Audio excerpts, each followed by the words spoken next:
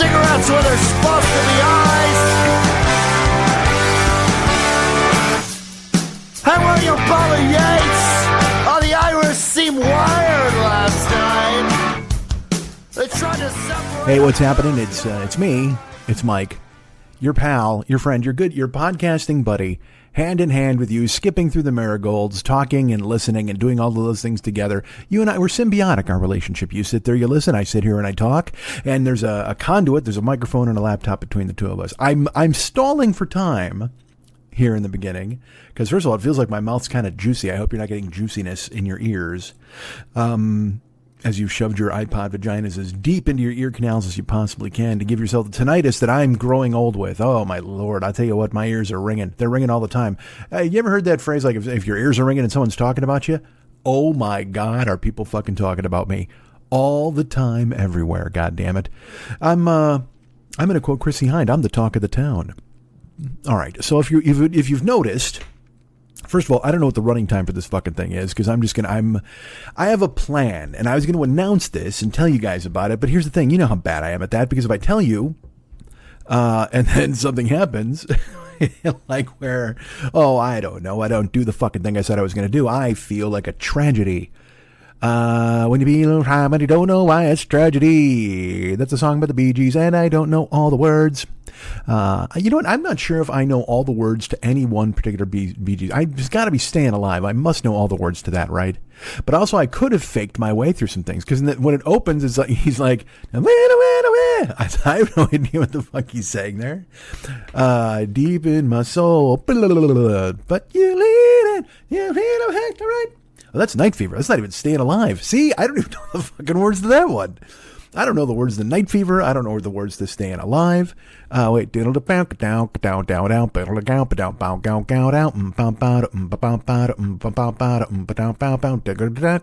did this the whole fucking show? Well, you can tell by the way I use my walk. I'm a woman's man. No time to talk.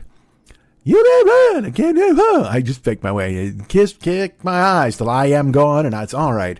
It's okay. You can look the other way, because I'm just carrying paint and eating pizza. That's all I'm doing.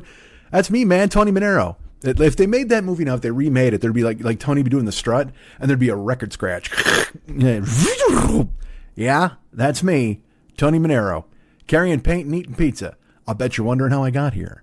And then eventually his friend would rape somebody, and then Tony would get a bandage on his nose, and it would be somehow a melancholy maudlin type film. And then Roger Ebert's ghost would come back from the grave and bring Gene Siskel with him, so Gene could go ahead and buy the suit again. You know, Gene Siskel owned the Saturday Night Live suit. Are you aware of that? No, actually, he owned the Saturday Night Fever suit. I have no idea what the Saturday Night Live suit is. Is it Belushi's fucking karate costume from Samurai Gardner, wherever the fuck? I guess karate costume seems like it's reductive when you're a samurai. Samurais work very hard. They don't just do, they don't kick boards. These people aren't kicking boards. They're Yojimboing all over fucking town. They're showing up in small towns with their swords and their katanas, and they're cutting ribbons. Well, they're not opening malls. Clearly, they're not opening malls. But in old feudal Japan, that sounds like the opening line to a They Might Be Giant song. Well, in old feudal Japan, Constantinople was just once Tokyo. Constantinople? So this is a lot of I'll be honest with you. The idea I had for this show is already out the window. This is not any different from the thing I usually do. I actually was like, you know what? Do something different, man. Like harness your powers for good. Quit just showing up and rambling. Go ahead and hit your mark. I should be the guy who hits his mark. There's an X right there on the podcasting floor. I should walk right up to it and do my job. But instead, I'm running around this studio like Robin Williams on an HBO special that nobody likes. I mean, it's fucking crazy, right? Where have we gone? We talked about Belushi and the Bee Gees. A lot of 70s. We're dealing a lot with the 70s here, guys. The Bee Gees came out in like 1966, too. Isn't that fucking weird? Did you ever see the documentary on them? It's a documentary on HBO, which I recommend it highly. One of my favorite parts is when the Bee Gees go to record in a castle.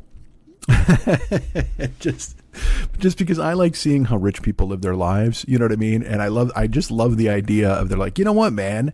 What if we went to fucking Monte Carlo, and there was a converted castle that we turned into a palace for recording, and then there's Maurice Gibb eating toast in a courtyard that looks like it held a war at one point. It's like where the orcs, it's where the Battle of Helm's Deep was. The Bee Gees, they're eating toast in Helm's Deep, about to record one of the biggest albums in the history of the world. And they just sit there, man. They're waiting for orcs to come to go ahead and fight them off. Got a butter knife and a piece of buttered toast, and Maurice's Gibbs' bald head where he'll bend over and he'll flash some fucking goddamn sun into the orcs' eyes, and they won't be able to storm Helm's Deep when that happens. And then Barry Gibb will hit a high note, and all their ears will be fucking pierced. Their eardrums will be pierced. We don't pierce their ears. Look, nobody wants to give the orcs earrings, all right? That's not going to defeat them in a war. Please don't think to yourself, you know what, if we could just somehow accessorize these orcs, we would win this battle that much easier. No, clearly that's not going to happen. You need to pierce their eardrums, so then they're in pain, and meat is no longer on the menu, and they fall down screaming in orc talk. I tell you this, if the orcs did Staying Alive, I would probably know the words a lot more than I do with the Bee Gees. The orcs I understand. Look, we're simpatico, me and the orcs. I go, well, unless they're screaming from getting their eardrums pierced. But other than that, I can listen to them talk all day. Oh, the mellifluous orcs. Remember them? They were on HR Puffin Stuff. HR Puffin Stuff. Who's your friend when things get rough? He's there right now at Helm's Deep hanging out with the mellifluous orcs. That's a song I just wrote. I wrote it. I copyright it. Don't copy me. Don't rush into the studio right now, Drake. You fucking jerk. I gotta be honest. This broke really bad, guys. Maybe I make this a regular podcast. No, I don't. Now I have to go and adhere to whatever I consider this is going to be. Here's the deal. As you know, I'm inert. I just had a lovely chat with my good friend Jeremy, and I told him, I was trying to explain to him why I don't talk. And he's like, you're funny, you should talk. And I'm like, yes, I know. And it's, there's a lot of people who say that. I'll go out, not unlike Gene Kelly and Singing in the Rain, I'll be dancing around somewhere, swinging on a lamppost, and a cop will be like, hey there, boyo, you're funny, you should talk. Because Irish cops show up around my house, clearly. I'm half Irish, so I draw them out of the woodwork. Some Irish spring-eating motherfucker, some ridiculous potato-eating lunkhead shows up and has some stuff to say to me. Hey, boyo! That's how I handle it, by the way. That's my Irish accent. I'm Irish. I'm half Irish, and yet my touchstone for the Irish is an apple-stealing cop from the 20s. Why the fuck is that my guy? He's got a badge shaped like a shamrock.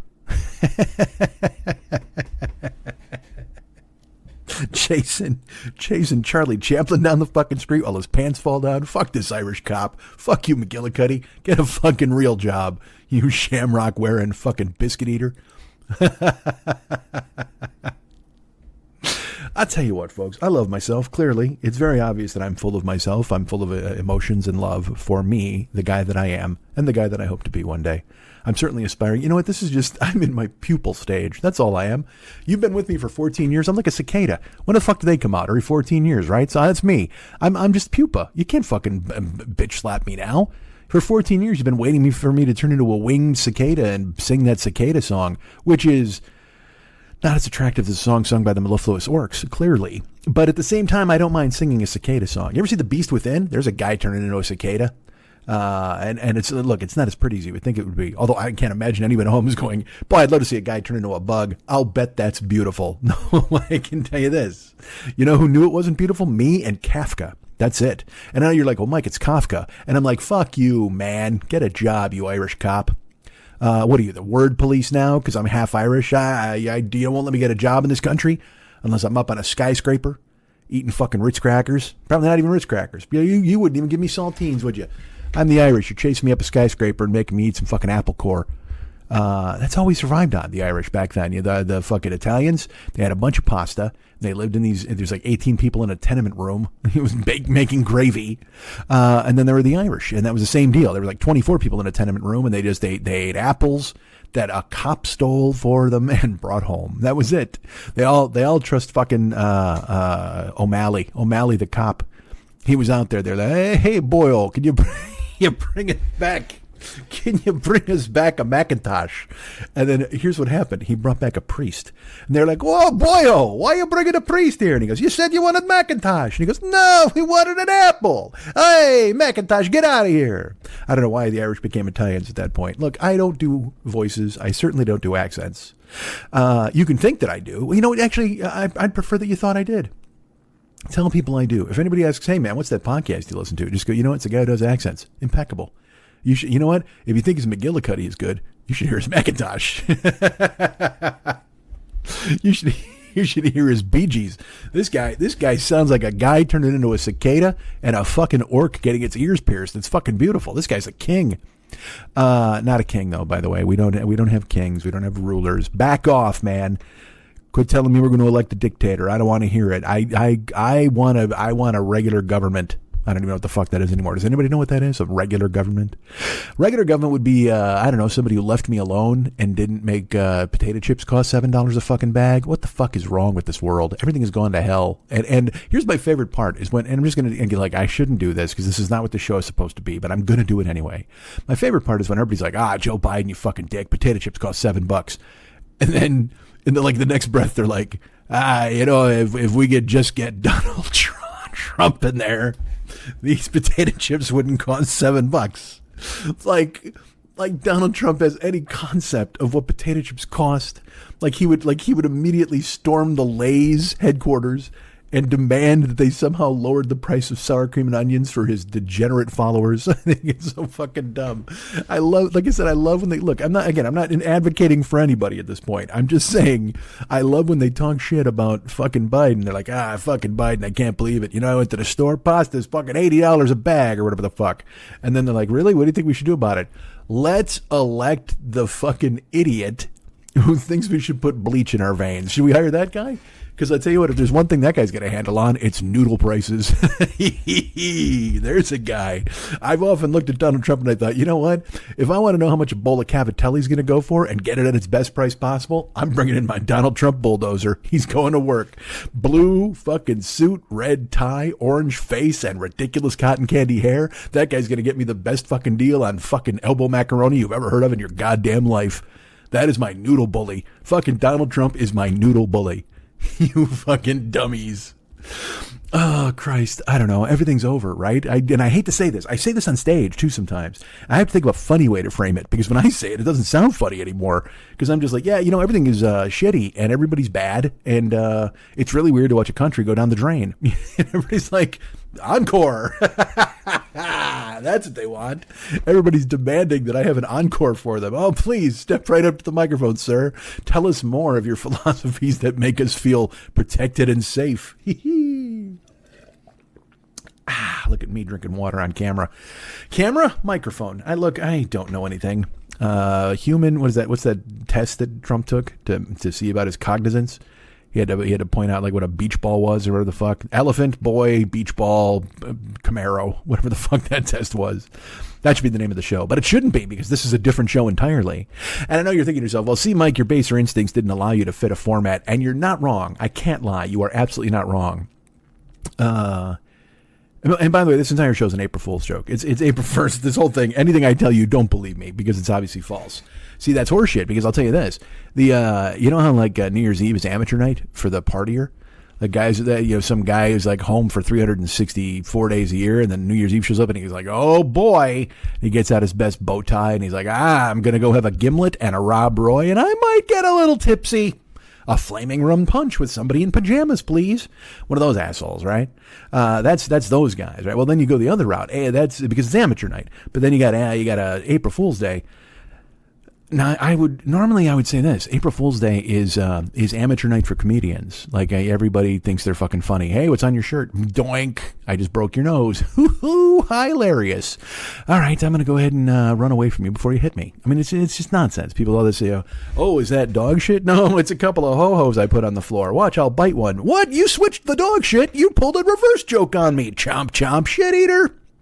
Better than a biscuit eater? Not really. I don't think so. I'm going to say shit eater, not better than a biscuit eater. Comparable to biscuit eater? No, I enjoy biscuits. If you came to me, I'm going to tell you this right now. I think it's a controversial opinion, but I'm going to go ahead and stand behind it. If you show up in my house and you got a big plate of steaming fluffy biscuits, and you're like, here, Mike, go ahead and eat these. And I'm like, wow, this is fantastic. Thank you. I'm going to chomp the shit out of those. Those are things I will definitely bite. And then if another guy walks in as I'm eating the biscuits and he's like, hey, man, here, enjoy this big plate of shit, I would have to turn down the shit. I got to be honest, even if I'm eating the biscuit, if I wasn't eating the biscuits, even if I was not eating the biscuits and a guy came in with a plate of shit, first of all, how's this guy getting into my apartment complex? Somebody's got to buzz him in, and it ain't me. I don't have a landline anymore. So somebody, you know what? I've got to think of the culprits. Who could the culprits be in my apartment complex who buzzed in the shit plate guy? That's not fucking good. Take a walk, shit plate. Not interested. Can't you see I'm eating the best biscuits? How dare you offer me some shit to try to tempt me? Yeah, I would eat biscuits. Biscuit eater, not so. Biscuit eater, clearly better than shit eater. Apple eater, absolutely better than shit eater. There's not a whole lot of stuff you're going to find that's worse than shit eater. Shit eater's bad. That's fucking terrible. Unless you're like one of those dumb fish with a headlight face. You know what I'm fucking talking about? There's always those things where like, hey, look in the ocean, there's a trout and a shark and a whale. Ooh, scary, right? But if you go down just 4 more feet, here's a shoebox with a fucking lantern on its head. What the fuck? Look at its weird fish human teeth. Oh no! The fucking dude, the ocean's just upside down space. I'm not the first guy to say that. It's just filled with nonsense nobody wants to discover. Just fucking and the funny thing is we're all scared of sharks. Oh no, sharks and whales. I'm not scared of that shit at all. I'm scared of some fucking like the Roger fish. There's just a fish down there who looks like Roger Waters. He's just fucking swimming around. He's on the dark side of the ocean is where he is at. And it's perfectly normal in the ocean. Nobody out there, because nobody in the ocean is just like, fuck, this weird Roger Waters looking motherfucker. They're just like, hey, it's a Roger fish. That's totally cool. But if we saw it, imagine if you caught a fish that looked just like Roger Waters. You'd lose your fucking mind. You know what? That might make you crazy enough to eat a plate of shit. Or you know what? Let's cook up that Roger fish. Let's do that. Let's cook them up and eat them on some fluffy biscuits. Oh my God. It's so good. It's so good. You know, when we grew up and went to school, there were certain teachers who would try to hurt the children any way they could by pouring their derisions upon everything they did, exposing every weakness, no matter carefully hidden by the kids. But in town, it was well known when they got home at night, they went fishing at a pond and they used a net to scoop out the Roger fish and they bit it on a biscuit. I don't want to hit my desk because this is going well so far. I think it's going well. How about you guys? Let's do a little fit check. I don't know if it's a fit check. Fit check's clothes. What am I wearing right now? Well, I'm glad you asked. As a matter of fact, I'm in my warm apartment. It wasn't warm earlier. I was out driving people. I had a nice dinner with a friend of mine tonight. Our good friend Jeremy. And then we wound up talking till like midnight. And then I got home here. I was going to drive, but I've driven 36 hours the last 3 days. So I was like, you know what, man? By the time he and I were done talking, it was like 11:30. And also, I had to get here and record this new show for you guys. That's right. It's a new show. I haven't even said the name of it yet, although I guess you can see it there on your fucking iPod vagina screen. Although the iPod vagina is where you jam the plug in. You just got a screen. And you don't have an iPod anymore. Nobody has that. You got a phone. You got a phone vagina. How about that? It's all plugged into your phone vagina. Although they don't even plug in anymore. It's wireless. No, there's no more, like, they outlawed the iPhone vagina. Outlawed seems strong. I don't know if there's some sort of criminal element to having a headphone jack anymore. Tackle that guy. He's got wired earbuds. I don't think that's the case. But at the same time, the guys at Apple were just like, hey, you know that thing everybody's used for fucking centuries? Let's pull it out. No more. Let's make them purchase those things that always fall out of their ears no matter what. I see those things every time I see somebody wearing those fucking Apple AirPods, it just looks like fucking like Ben Stiller and Cameron Diaz with the cum hanging off of her face. You know what I mean? Or cum hanging off of his face and then she puts it in her hair. You know what I'm talking about? And there's something about Mary. Every time I see those AirPods, they just hang out of people's ears like fucking like a load. And I'm just like, that's just... You look, man, you know fucking Tim Apple and Steve Jobs were just laughing their fucking balls off when they invented that shit. They're just like, it's going to be great. It's going to make everybody look like they have cum dripping out of their ears. What? It's going to have excellent sound, though. Okay, well, then go ahead. By all means, approve it. Actually, Tim Apple, he didn't fucking invent it. There's some Apple dudes there who work there. They were just like, hey, man, this is going to be totally funny. It's the same people who steal all your imagery when you bring in your Apple stuff to get fixed at the Apple store. Try to tell me it doesn't happen. I guarantee it does. In fact, I've read stories that it said that one guy was like, I guarantee you, if you bring in your computer and it has naked people on it, we are taking it. We are, at the very least, everybody in the store will see it. But I'm telling you right now, there are guys who will just go ahead and pinch it and they keep it. And first of all, look, let me tell you this. I don't know what you're doing bringing your computer in with nudity. Anyway, as I've said before, I've had to brick my computer to get it repaired because I guarantee when they opened up the back of it, just a pile of cocks would fall out. It would be like, just be so doomed. So I try to make sure that it's pristine and clean, and it's Christine 16, and it's something else that rhymes with "een." Machine. Oh, machine.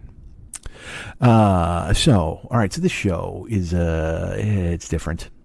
So, well, it's supposed to be different. It's not. Clearly, this opening, look, I'm going to call, what am I going to call this part? You know what? I'm just kind of trying to get used to doing, again, this is the road work. Here we go.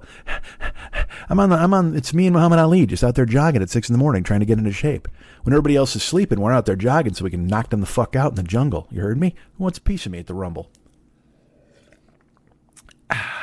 You know what? This show, here's what makes this show stand out. I'm going to do that every time I drink something. I'm going to go, because why? Well, because I'm the oldest man on earth. That's why, everybody. This is a true statement. And again, I'm not breaking any new ground with this, but it's just totally true. I might tell you. I make noise, like when I get off the couch or when I sit down. And I don't mean just like the cracking of knees or whatever, where it just goes off like a, fucking Chinese New Year or whatever the fuck. No, I mean, I'll sit down and I'll be like, or I'll be like, huh, when I get up. It's so, and then even when I stand up, or even I don't make a noise when I stand up, when I'm actually standing, I'm like, and I stretch my back or whatever the fuck. You know what I've leaned into recently? This'll, I don't know if this will make you feel good. I watched Goodfellas recently, and that is, look, you know what? I'll get to that on another show. Oh, what's that? Because that's what the show's supposed to be, but I'll tell you about it in a fucking second. So that show, Goodfellas, is brilliant, and the description of Paulie stayed with me this time. When I've seen Goodfellas, I always gravitate to something different. I remember loving Jimmy Conway and De Niro and Pesci, but when I watch it now, I think Liotta is a fucking superstar. I mean, I don't know how he didn't get an Oscar. He's just fucking mesmerizing, and the voiceover is perfect. Because you know how hard it is to do voiceover. I get 3 words for you. If you don't know how hard it is to do voiceover, ask Harrison Ford. He'll fucking tell you. Guy ruined Blade Runner, and it wasn't his fault. It's not like he went, I demand to do voiceover here.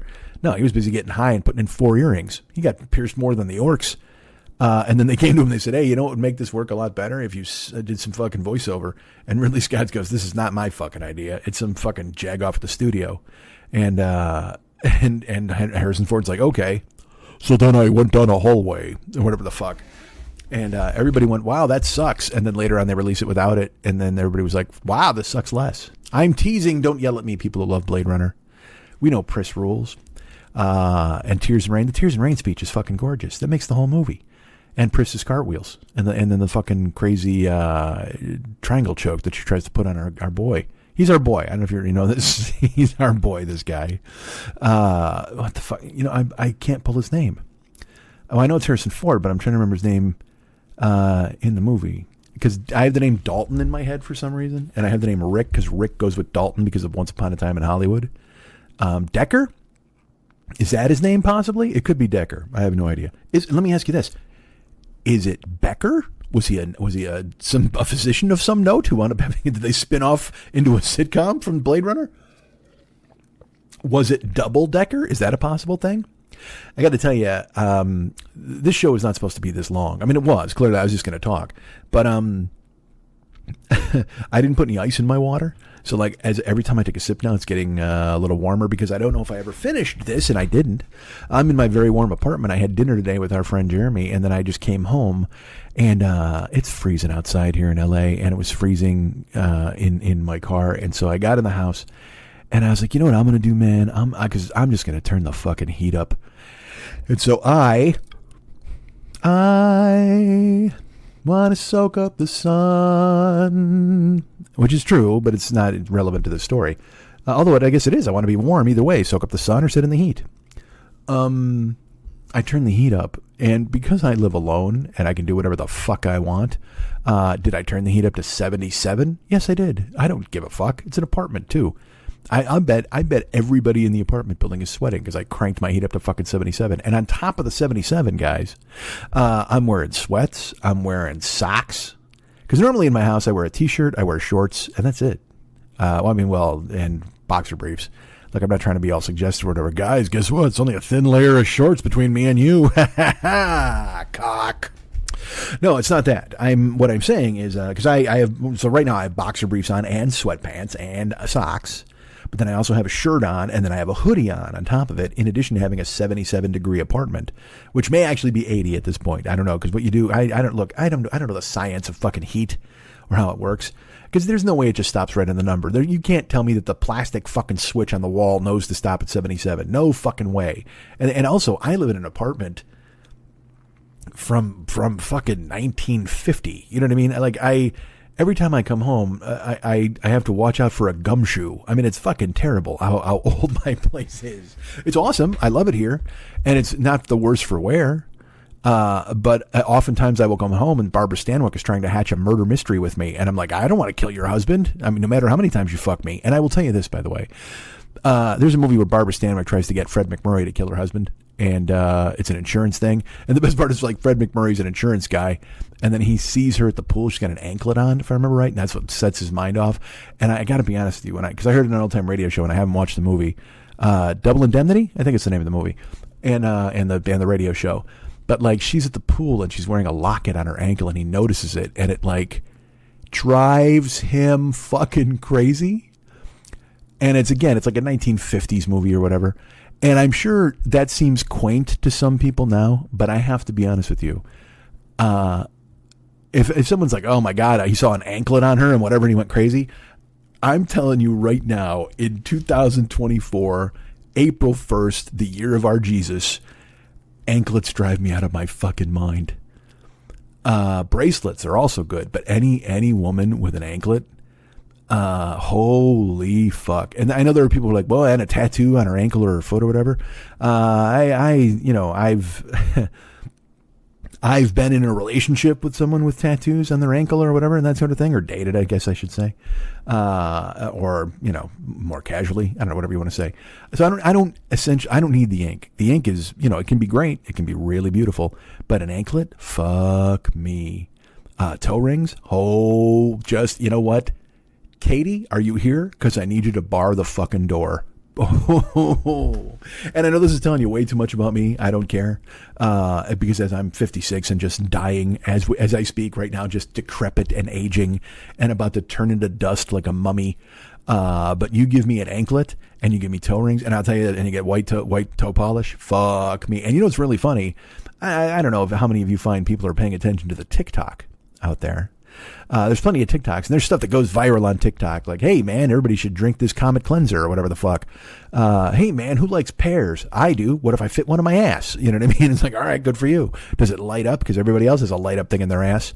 That's a thing that goes around too. I see that on Instagram. It'll be like, look, the acting, and I shouldn't even be the guy looking at the acting. I mean, I'm not, nobody's doing the Meisner technique when they shove something all the way up their ass. Or maybe they are. I don't know. You know what they're doing? The Randy Meisner technique. I had myself a call one waiting at the bar. So nobody's, there's no method actor with a fucking flashlight in their ass. But you never know. I don't know. Maybe they are. They got to get into character. But oftentimes you'll see these Instagram things, and I know what you're thinking. You're like, well, Mike, that's your algorithm. That's because you've looked at these people. And it's like, I don't argue with that. Clearly, I don't argue with that. What I argue with is when sometimes I'll look at something on the algorithm and I didn't, because all you see is the little square. You don't see who it is. And you see a chick in there, right? And you click on it, and it's like, a girl who walks over and she's like, oh, I have to get something out of the cabinet. And then she bends over, and then her fucking asshole winks at you with a light because it's got a thing jammed in there. And because you look at it once, Instagram goes, Mike likes fucking Christmas light asses or whatever the fuck. And so I just get tons of chicks with stuff wedged up their ass. And I'm not complaining. I'm certainly not complaining. I'm telling you that right now. But I'm not complaining about any of it because I don't care. Look, what the fuck am I? Again, I'm 56 at this point. All of it's a buffet. Everything's on the table. I don't have to restrict myself to the proteins or the dessert plates. I can throw a little side vegetable in there. I don't care. It's some chick with her fucking ankles above her head. I'm in. That's perfect. I'll look at it once and you can give me the algorithm all ever. But I will tell you this. I have been bamboozled. There has been a bait and switch on my algorithm. On Instagram, I'll see a girl and it's like, she'll be like, hey, big spender. I'm not watching her yet. She's not talking. She's in a little square. And so I click on her and I'm like, let's see who this hot chick is.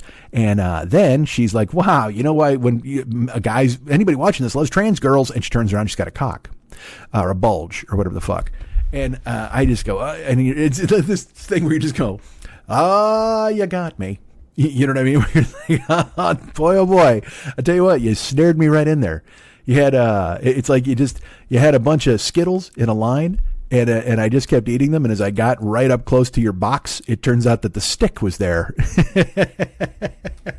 Normally, it's a box propped up by a stick, and you get caught underneath. No, I ate the Skittles, and I showed up looking for the box, and all I got was stick. But and again, I don't care, whatever the fuck, you know what I mean? Because look, again, she was hot enough to click on, and then all of a sudden you went, hey, she's got a hitchhiker. That's fine. But the thing that cracks me up about it is now my algorithm, you know what I mean? So now I don't even want to share my phone with anybody. Someone goes on my Instagram, like, hey, check this out. And all of a sudden, bling, it shows up, and there's fucking some guy named Larry in a bikini, and everybody's like, what the fuck?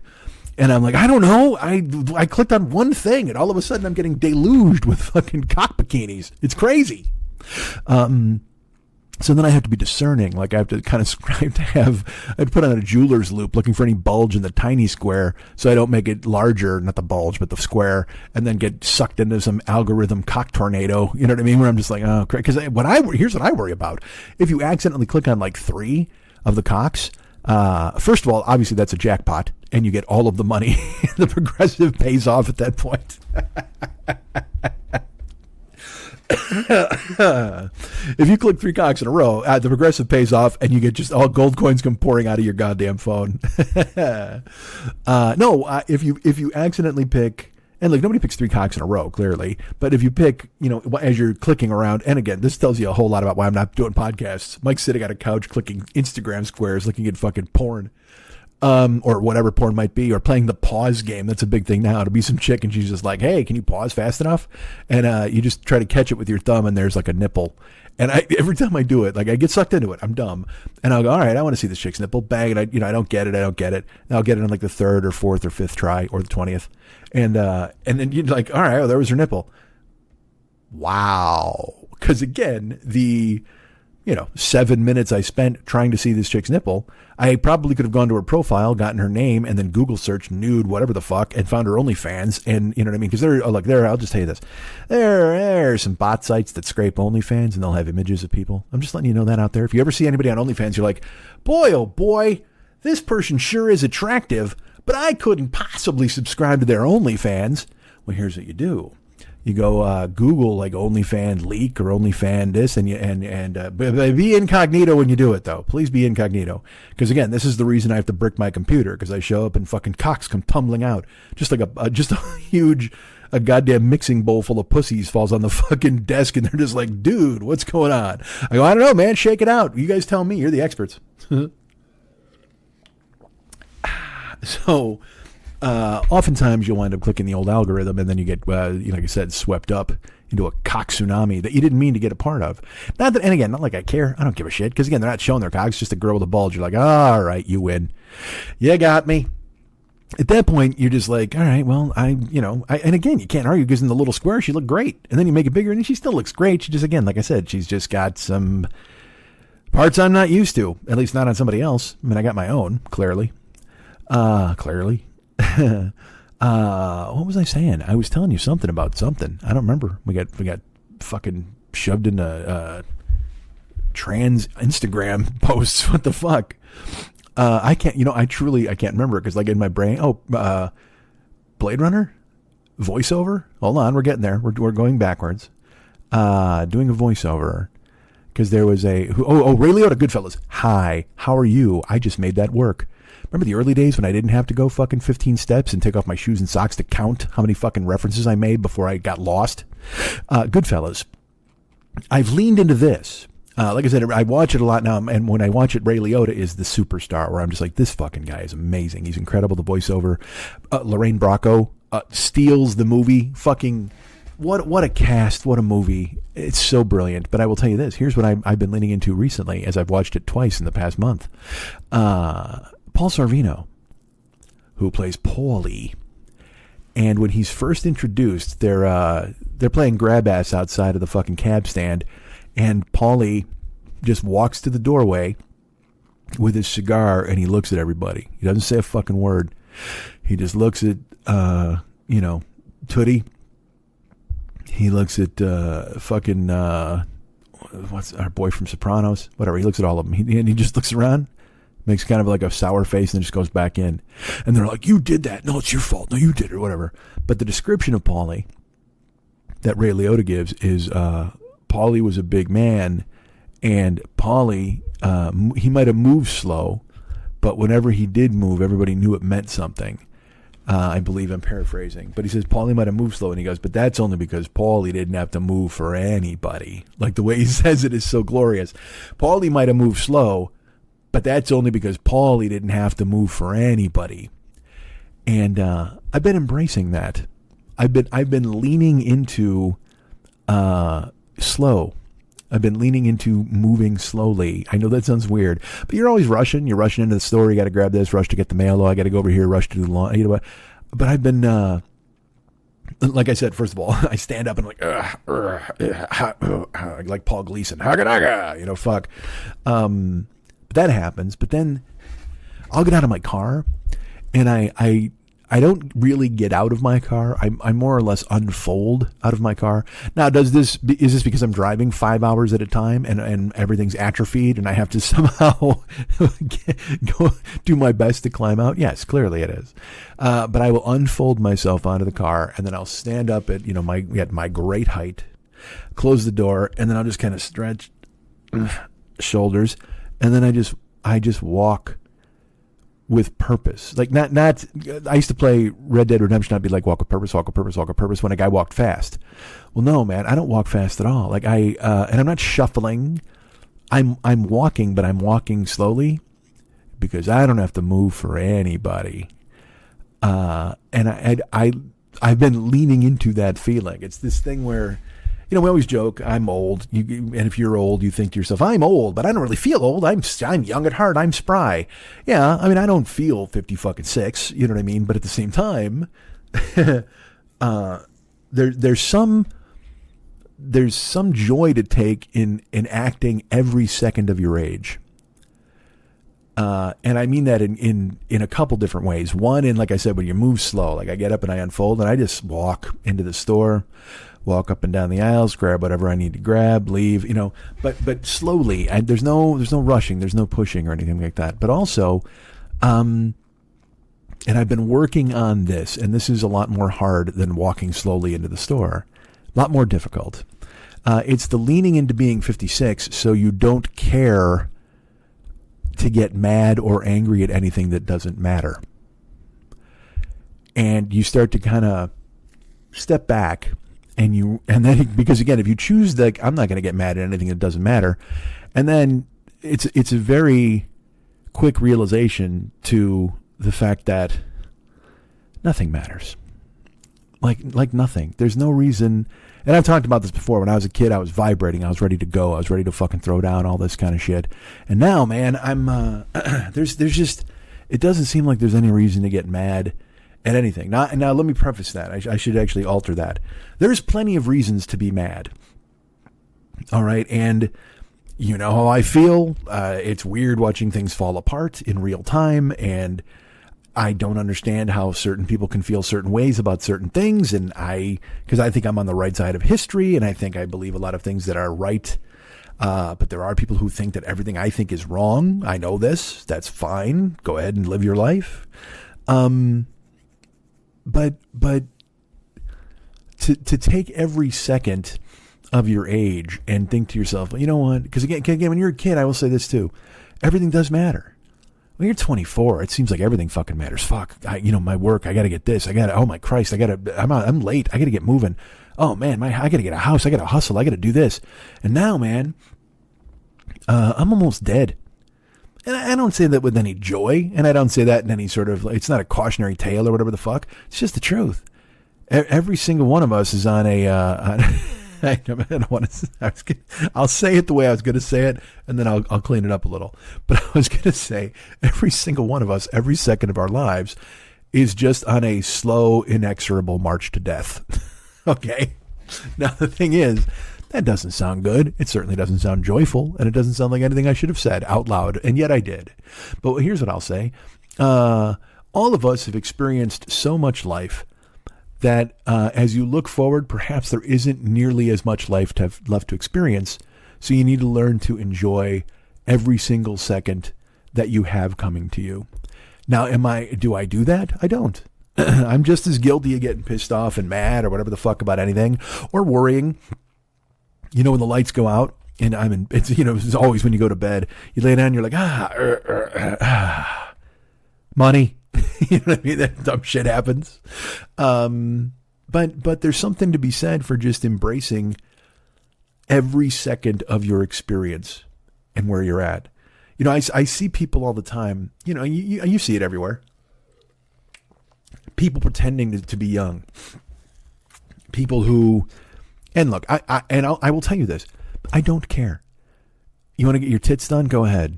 You want to get hair plugs? Go ahead. You want to get makeup, Botox, you know, all of those things, this Ozempic, all of these. I don't care. I had a surgery that turned my stomach into a fucking coin pouch. I mean, I'm not casting aspersions on anybody. But there's something to be said for trying to find some comfort in who you are and allowing the experience of your life to wash over you and not think, oh, I got to stay young. Because I will say this, look, we see people out there. Like, I don't understand. I will tell you this. I do not understand the Brazilian butt lift. I don't know why someone out there is like, hey man, can you turn my ass into an armoire? I mean, I don't fucking understand it. It doesn't make any sense. Hey, you know what? I have a lack of shelving space in my house. Could you turn my ass into a storage area? I don't fucking get it, I guess. Because again, you're literally 26 years too late to be in a Rex and Effect video. I don't know why you need to zoom with your boom boom and shake your rump. I don't get it. But it might make people feel better. It might, because again, a lot of people they're chasing something to make themselves feel better. There's emptiness inside and everybody wants to go ahead and fill it somehow. And if you're going to fill it with a big ass around the pool, I guess. And I know, there's, the big ass is, it's desired sexually, I guess, among a lot of people and stuff like that. I got no issue with it. It was never, because again, it wasn't like one of those things where it's like, I have a type. I didn't have a type. If somebody liked me, I was like, let's fuck. I mean, I was all over that. That's cool. Are there things I gravitate to? Yes. Are there things I really like? Yes. But at the same time, it's not one of those things where there's no deal breakers. You know what I mean? No, I've never been like, man, that girl's got no ass. I'm not going to talk to her. Are you fucking shitting me? If she looks at me, I'm going to be like, I'm going to run over like a wolf with giant eyes, like raising my eyebrows up and down. Although not anymore. Again, I'm leaning into my age. So now I just sit in the dark with a whiskey neat and don't talk to anybody. So yeah, there's something to be said though. Cause all right, I will tell you this. I know you're not supposed to body shame, and I know you're not supposed to jump it. And by the way, I know just saying this is dangerous because everybody's like, what the fuck is he going to say? Nothing. It's not, I'm not saying anything bad, although it's a lie. You might think it's bad, but I'm going to say it anyway. I don't give a fuck. There is a person on TikTok that I follow, and, she's a very attractive person, in my mind. I find her to be, and she's very attractive in a, wow, what if there was a way we could make fucking Jessica Rabbit a real person? You know what I mean? Attractive way. And she does her little comedy sketches, but then she'll be in like really tight dresses and, a lot of goofy stuff, whatever the fuck. So I started following her, I don't know, 2 years ago or a year and a half. And again, it's just 50 seconds or 30 seconds of watching some hot chick tighten her corset, you know what I mean? Or make a silly sandwich, whatever the fuck. You know what TikTok is. I'm not fucking breaking any news here. So she would always like, sometimes her husband would come on, right? Now she's only like 26, I think. And again, please know, all I want is for this person to be happy. I don't have anything against her. I'm not angry. I started following her obviously because of her appearance. And then I think she's genuinely a pleasant person. Sometimes because she's young and she's on the internet and she's got 40 million followers, sometimes she'll sit and cry and talk about how hard it is to be so popular. And you're like, all right, well, there's a new sheriff in town, Heather. I got bad news for you.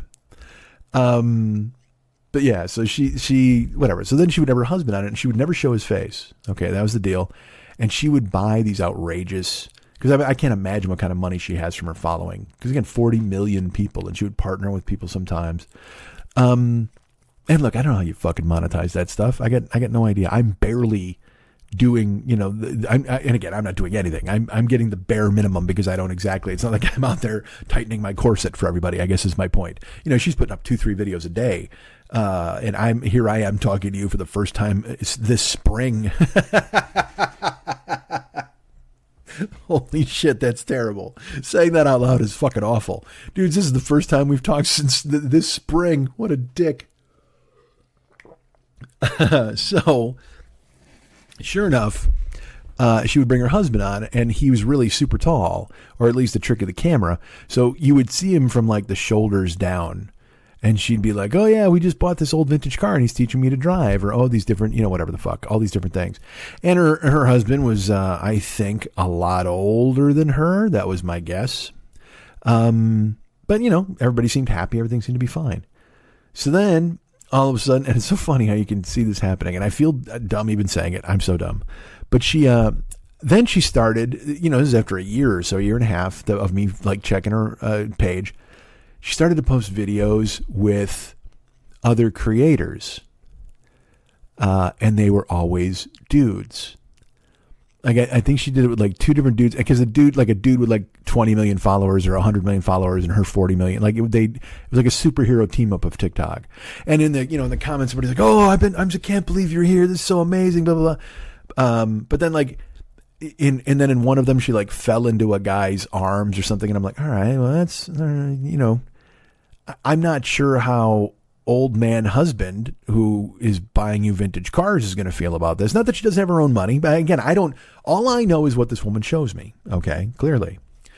So then, she's in with another creator, and this dude is like a big fucking Muppet face dude, and he's like I don't know, skateboarder, very popular, whatever the fuck.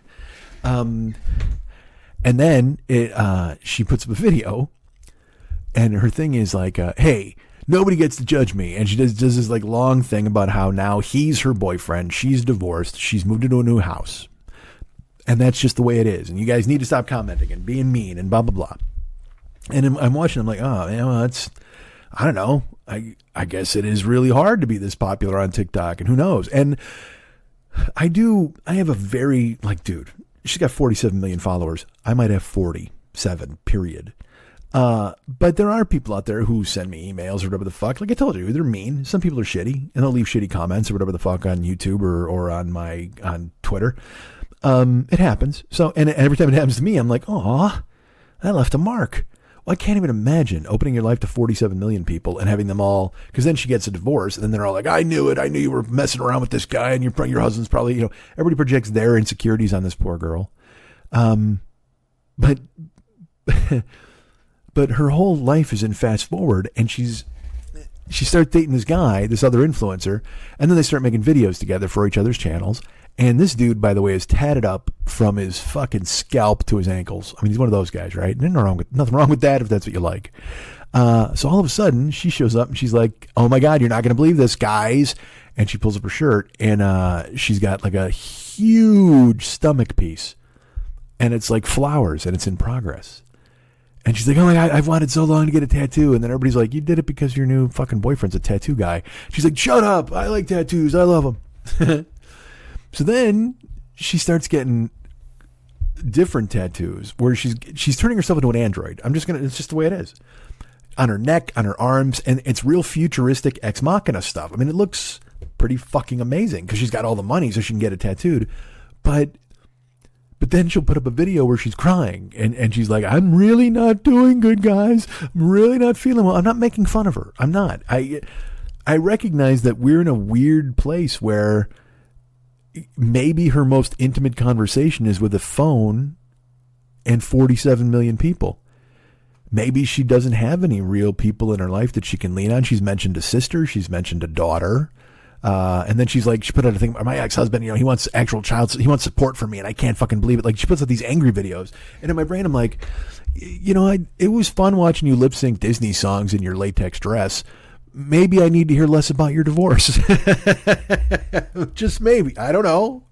And again, this is me, an ass fuck who has done nothing but confess bullshit on a podcast for 15 years. So I guess I understand how uncomfortable a lot of you have been listening to me fucking sob or whatever the fuck. But I have to admit, it colored the way, clearly she's still a very attractive lady. But now I'm following along, not because she's an attractive lady who sometime did a bouncy dance, but now I'm following along because I'm watching the slow motion train wreck of whatever she's got going on unfold. Because then she starts getting these alien tattoos on her throat and on her arms. And look, this is a woman with pristine skin. Like, she just looks beautiful. And look, I'm sure someone's going to write me and go, you don't see her skin. She's wearing makeup. You're right. I don't know. But she wears wigs. She has really cool, fashion sense. She was a vintage person, and she liked all these old school dresses and stuff. Well, now she's a futuristic person. So then she puts out a video and she's like, those people who are yelling at me that I was a vintage person and you can be both. Here, look. And then she's wearing her vintage dresses, which are futuristic tattoos. And you're like, yes, a successful hybrid. Oh my, how did we ever doubt you? and I'm whatever the fuck, but every time I see her, so then of course she gets a bunch of these tattoos on her arms and her throat, and she's gonna be an alien, and then she breaks up with fucking Mop Face, with the fucking hairy guy, tattoo guy. And she puts out some crying videos where like lip syncing, where she's just like, oh man, I did blah blah blah. And everybody's like, oh my God, he's gone. And she's just like, I don't know what to do. And I'm like, oh my God. It's so rough. It has to be a rough life. I know it does. But it also seems like you probably got, a small mountain range of money that you can dive into like a dog diving into a fucking pile of leaves in the fall. You know what I mean? I don't know. And maybe money doesn't cure everything. I know it doesn't. Like I said, I'm bored with buying shit now. Like, I keep thinking to myself, I should get this book, or I want to get this. And then I'm like, I don't want to buy a fucking thing ever again. Like, I part of me wants to just get MREs and survive. You know what I mean? Like, I do find joy in cool meals and going out, and I love movies. But also I find myself not finding joy in those things sometimes, where I'm just like, what the fuck? You ever just feel, I don't want to say numb because it's cliche. I don't want to say dead because it's too serious.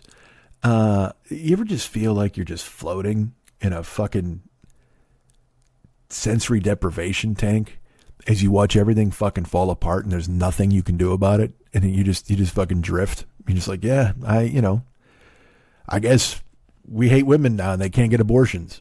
And I guess somebody crashing a boat into a bridge is because they hired a black guy once. Like, I mean, I just, it's fucking astonishing the shit I read and hear out there. And you're like, I don't even, and you just, like I said, go listen to Coma by Guns N' Roses, because there's the bridge in the middle of the break where Axl's just, it gets real quiet and Axl's like, no one's gonna bother me anymore. It's so nice here down on the shore. I wish you could see this, but there's nothing to see. It's peaceful here, and it's fine with me, because he's in a fucking coma. And then, of course, it gets fucking badass with the drums. That's a very good 10-minute song. But I feel like that sometimes. Because, and look, I'm sure a lot of it has to do with being alone, and a lot of it because where I've... I would love nothing more than to have friends who came over to watch hockey every night. Like, I was hanging out with Gil Martin for a while, and that was really fun. But at the same time, I'd love to watch basketball, or I go to a movie with Pat sometimes, but most of the time he's super busy. And, you just find yourself in this weird, and I don't mind doing things by myself, but it does make you just kind of, you feel like you're looking out your window at everything happening. You know what I mean? Like, you're grounded. Like and look, clearly I'm the one who's grounded me. I've grounded myself from podcasting. I've grounded myself from joy or going out and doing stuff. And I should give myself a fucking break. But sometimes, it just feels like there's nothing. And look, please don't, this isn't some weird message where like, there's nothing out there. Boo-hoo. No, it's not like that. It's just, I'm trying to be as honest as I possibly can, where sometimes you just look around and go, I don't get the point of any of this. Now, look, as I've said before, there's always a movie to watch, there's always a book to read, and there's always a sandwich to eat. there's always something awesome that I can turn to and find. But there are moments where it's so nice here down on the shore. And this poor girl, the skateboarder leaves. He skates away out of her life because she's doing kick ollies or whatever the fuck with him and then all of a sudden he's gone. So she hasn't skateboarded once since he left. And I don't know, maybe it reminds her of him. I have no idea. But I will tell you this: she's getting the flower piece taken off of her stomach. And she's getting it turned into like wires, whatever the fuck that goes with her new, I don't know what the fuck, industrial monster machine, whatever the fuck she's trying to go for, whatever her aesthetic is now. But in seeing her vintage videos and then seeing her floral piece and then seeing her pivot to being a machine and then seeing her trying to wear her vintage stuff with her machine tattoos and then her showing, and then this, so this is what I was leading to, the reason she even came into my brain. 3 weeks ago, she was like, hey, I'm getting a Brazilian butt lift. And then she put out, and she makes content out of all this. She has another influencer, some big fucking sloppy dude who comes over and he hangs at her house and they lip sync gay songs to one another, and that's fine from a theater group or whatever. But she's like, yeah, it's so hard. I can't sit down. I've got this drainage thing.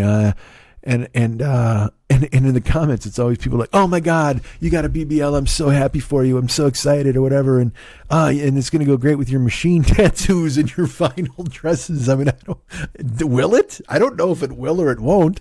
And again, man, this has nothing to do with me or my life, but you're watching it I see her every day. She's in my life every single day. Now I could go ahead and leave, but I'm also fascinated at this point. She baited the hook and I bit it. She baited the hook with hot girl doing bouncy dances, and now I'm sticking around and watching mountains crumble into the sea. It's fucking crazy. So she gets the Brazilian butt lift, and she's like, yeah, it's weird now. I'm trying to, once I got it up and running, I'll be able to show it to you guys. Whatever the fuck. I don't even know how it runs. I don't know if it's up and running. You got to pull the fucking lever on it. But that's what made me think of her, was the Brazilian butt lift thing. Now she got that. So she's got her aesthetic that was vintage, and now she's pivoted to sci-fi, and now she wears her vintage dresses along with her sci-fi tattoos, and now she's got a Brazilian butt lift. And whenever I see, and then she's crying how hard it is, and then she's sad, and you don't understand, and guys, I'm not doing well. And then 2 days later, she's lip syncing with another guy and smiling. And look, I don't pretend to know what goes on in people's heads, because fuck, I don't even know what goes on in my fucking head half the time. But every time I see her changing it up, every time I see her pivoting, every time I see her turning to face something, like to do vintage or this or whatever the fuck, you know what I see? You ever see Boogie Nights? There's a great scene when the 70s are becoming the 80s, and there's a party they're having at Burt Reynolds' house, and it's when Philip Baker Hall comes by to tell him they're switching to video, and little Bill sees his wife in the bedroom is having sex with somebody, all these different things. And then there's just a shot of Don Cheadle's character Buck, and he had been a cowboy earlier. He was he was a guy in search of a gimmick or an aesthetic. He was just trying to figure out who he was. And it's so stark. You're watching this party happen, and there's people, in the yard, and it's dark, and there's lights, and it's about to be 1980, and everybody's excited. And then there's this shot of Don Cheadle sitting by himself at a table, wearing a white leather, possibly members only big jacket with a Rick James cornrow wig on, like a braid wig. And he has got to be a top 5 most miserable looks on anybody's face in the history of movies. He's just sitting there in this jacket with this fucking wig, and he's just staring down at the table like, you know what, man? I got this is it. I got nothing else. This is my Hail Mary. White leather jacket and braid wig. Like he is so unhappy. And then Melora Walters comes over and sits with him, and they talk, and then eventually he takes the wig off because she's responding to him, and they're connecting as people. It's really beautiful. It's great because there's salvation laying there for him. But that initial shot of him just sitting at the table with the white leather jacket and the coat or whatever the fuck and the braid wig, and he's miserable. He's so fucking destroyed. You can just see it. He's like, and he's just like, I don't know what's like. Just deciding in his brain, I'm done. I don't know what's next. I can't. I've reached my nadir. This is it. And I think of that shot of him sitting there in the braid wig with the white leather and the fucking miserable look on his face every time this poor girl does a new change. Every time she gets a stomach piece, every time she's like, well, you don't understand about I've wanted to do these machine tattoos forever. And, I changed my wig and I got a vinyl dress and now I got this vintage dress. And oh my gosh, I bought a vintage chair and look at my bed. I can jump on it. And oh my God, this dog loves me. He loves me more than he loves anybody in the whole world. And oh my God, I got a vintage car. Wait, I got a second vintage car. And oh my God, you're not going to believe this. Look at these other tattoos that I got. And oh, I got a Brazilian butt lift. And it's just, I've read many articles about how it's such a burnout experience for these people to be creators because it's an insatiable appetite that people have once they start following. And once people start following these people, they expect content. They expect them to put things. I find myself, I follow a Japanese chef and he puts out fun videos where it's just like 90 seconds of him cooking something on fast motion with ASMR and all that stuff. And I find myself, I'll go to the page and he doesn't put something up for a couple days. In my brain, I'm like, hey, fucking Bayashi, where the fuck are you? But in reality, maybe Bayashi wanted to fucking have some time to himself and he didn't want to go ahead and make a fucking chicken breast cacciatore for me to watch and laugh at and enjoy. You know what I mean? It's just like the expectations become ridiculous for these people. And again, and I keep saying this poor girl, and it's only because of what she purports to be. This could all be a total act. I don't think so, because she's sobbing a lot when she's sad in those videos. But I just feel terrible for her, and I hope she's okay. Every time I go on, I want her to be okay. And like I said, sometimes she'll have look at my cartoon bear or whatever, because she's only 26. And she's lived fucking 5 lifetimes. She's got a daughter. And she's been with one husband. And then another guy. And she had the kid. The husband was not the father of this kid. And man, it is a fucking zoo. She had an OnlyFans for a while. I will tell you, because that's again, if you if you want to do a search, you can find stuff. And I just, I threw her name in once to see if she was there, and she was. And so she did an OnlyFans. And like I said, I only saw I didn't see the whole thing, but I saw like 10 photos.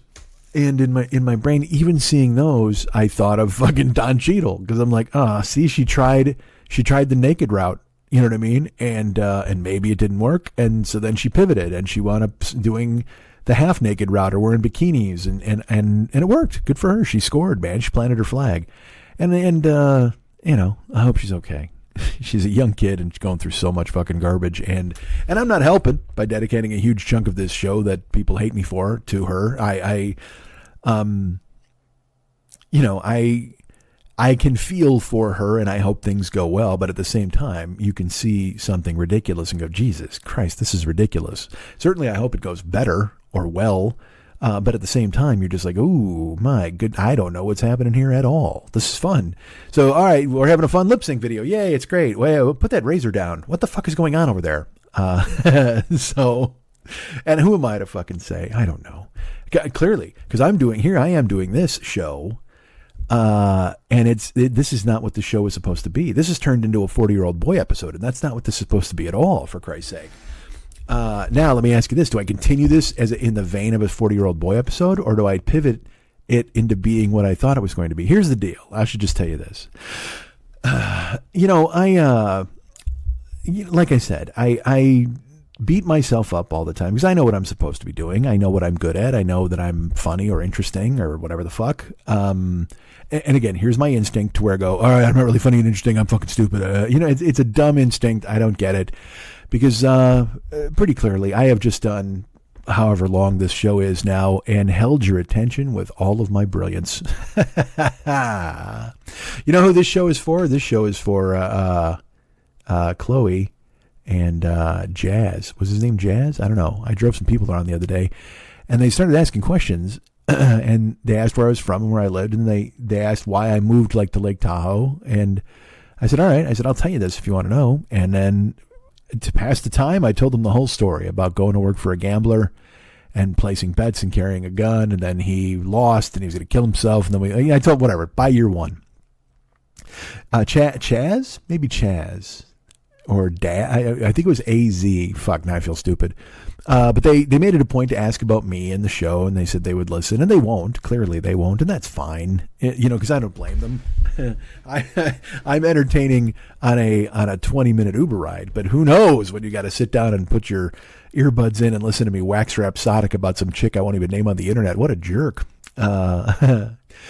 But I told them, this is kind of funny, because they were like, well, what do you, what's the show? And I said, look, I haven't done a show in like a month. I feel stupid. And I didn't do a show for 3 months before that.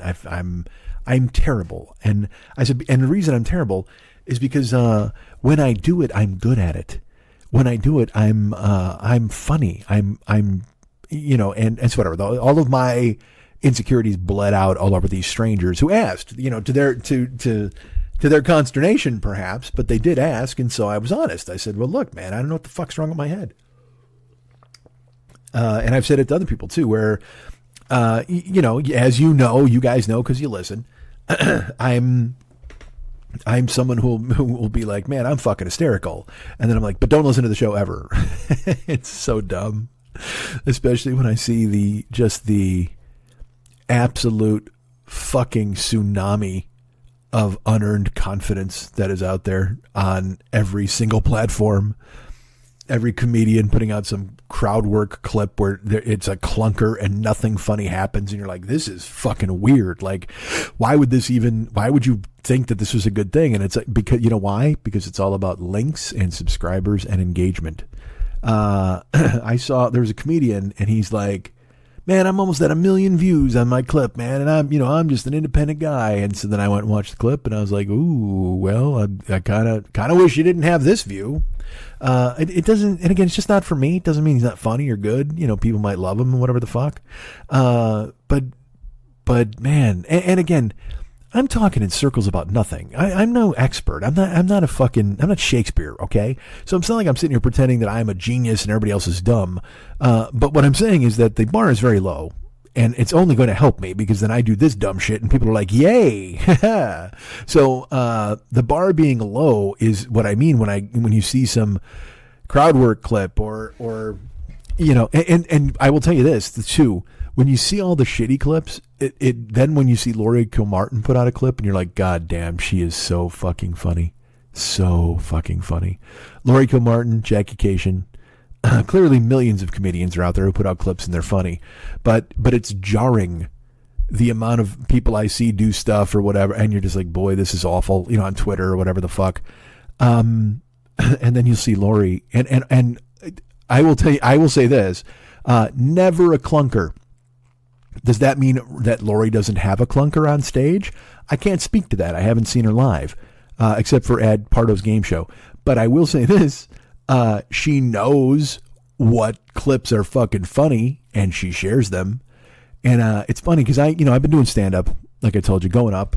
I had a set a couple weeks ago. Again, I talk to you guys so fucking few and far between.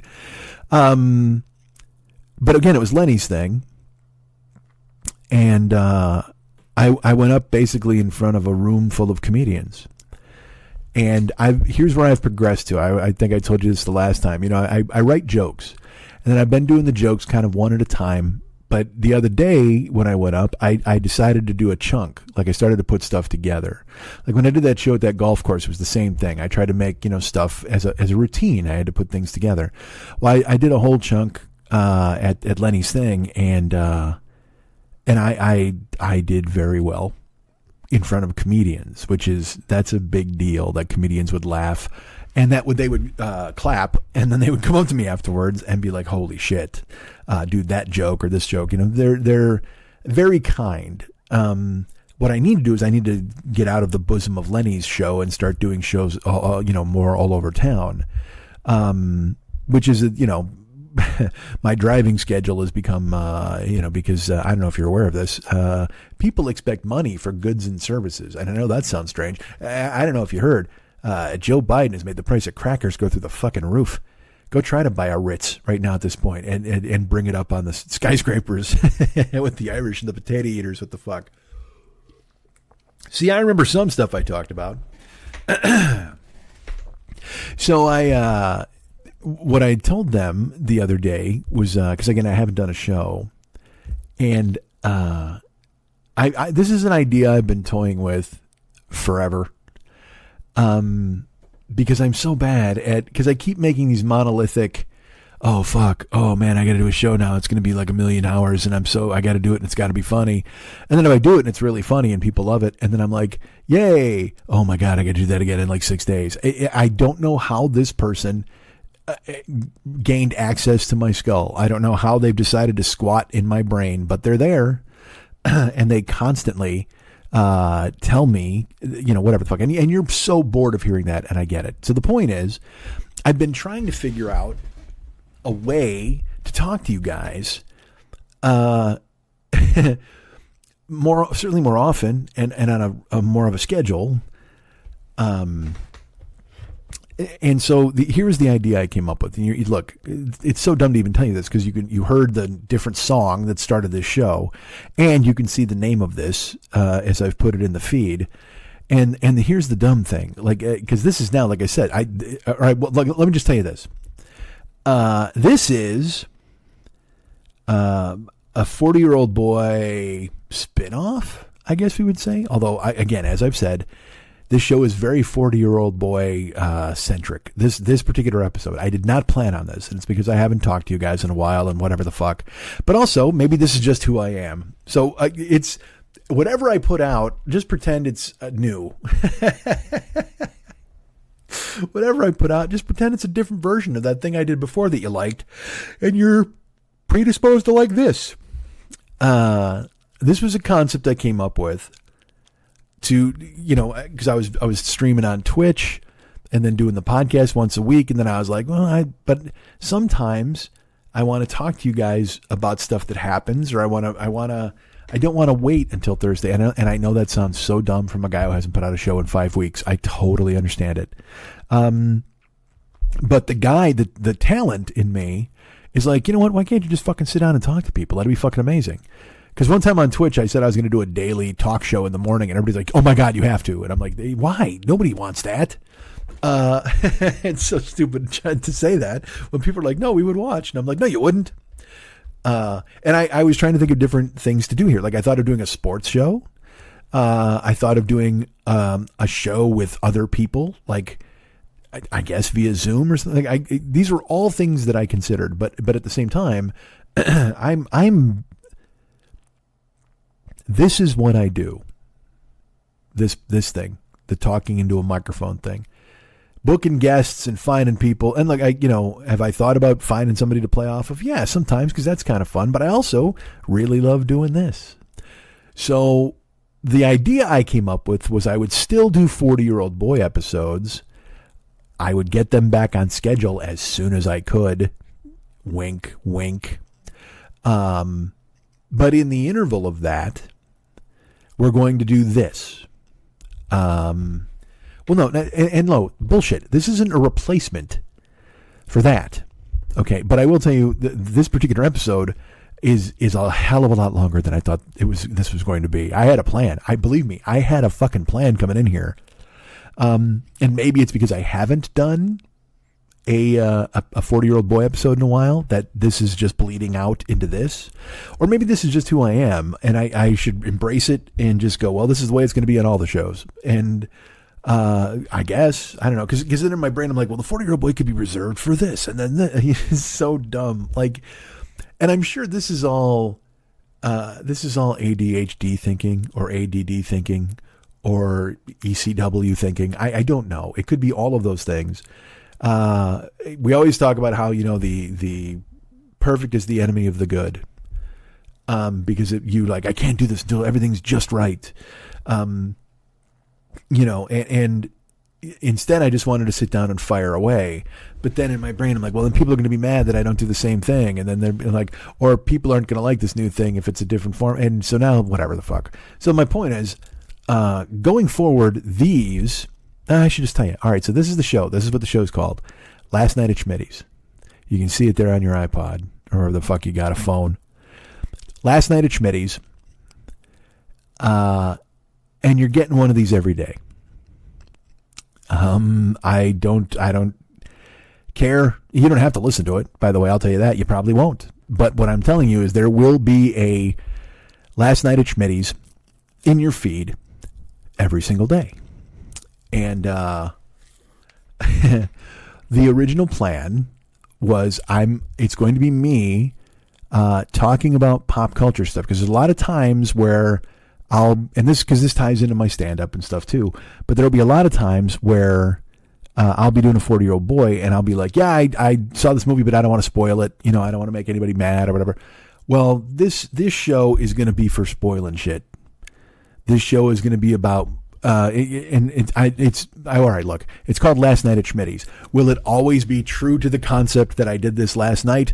Probably not. Sometimes it will, but a lot of the times, look, I have a tremendous backlog of things that I've watched or seen or love or hated that I can talk to you about.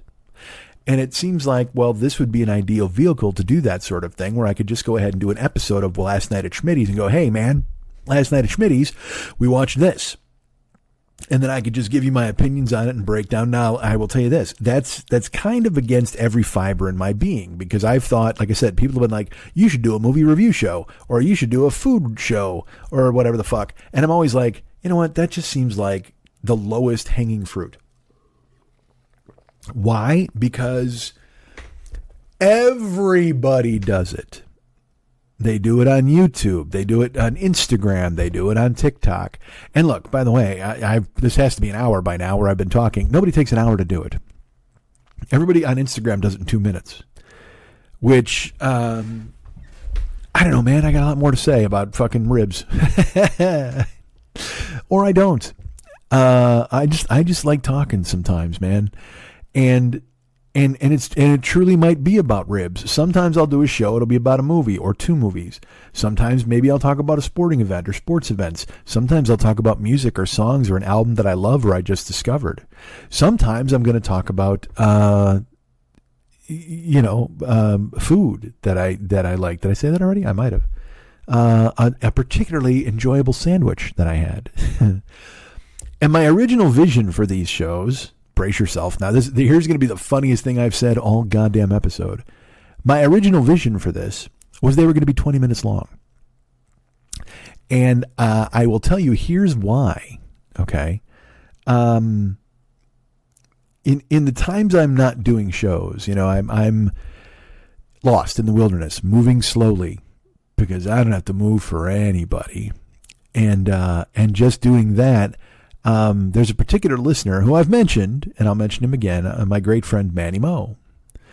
He's the king of kings. We know Manny Mo. He's a subscriber to the Twitch channel, subscriber to the Patreon, and overall just truly a delightful human being, and I'm lucky to have him in my life because even when I'm not working, I'm not doing shows, or I'm not doing any of the things I'm supposed to be doing, Manny has been reaching out. And he did this thing where he's hired me for several cameos, that service. And when he said, I may have covered this on one of the, I don't know, sometime the one episode in the last 4 months. And he does these cameos, and on the cameo, it's a pep talk, but it's a pep talk for me. So he'll send me, on the cameo, you talk about what the person wrote, and essentially he's giving me a pep talk using me as the mouthpiece.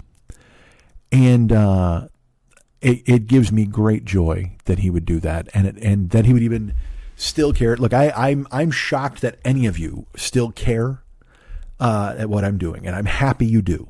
All right, and I will say this: you should, because I'm fucking great.